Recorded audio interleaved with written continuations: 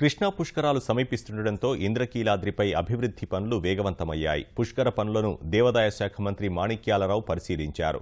లక్షల మంది తరలివచ్చే భక్తులు అమ్మవారిని దర్శించుకునేలా అన్ని ఏర్పాట్లు చేసినట్లు మంత్రి వివరించారు. రాజధానికే తలమానికంగా ఇంద్రకీలాద్రిని తీర్చిదిద్దుతామని మాణిక్యాలరావు వెల్లడించారు.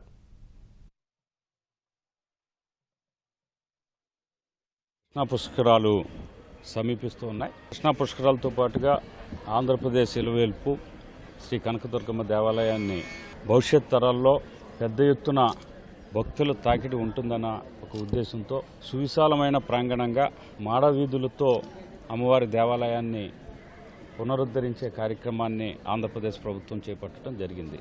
ఇదే సందర్భంలో రాజవీధి నిర్మాణం ఏదైతే అర్జున వీధి ఉందో అమ్మవారి దేవాలయానికి ఒక రాజవీధిగా దాన్ని మలుచుతూ భవిష్యత్తులో ప్రతి శుక్రవారం కూడా గజవాహన సేవా కార్యక్రమాన్ని కూడా ప్రారంభించాలని ఒక నిర్ణయాన్ని తీసుకోవడం జరిగింది.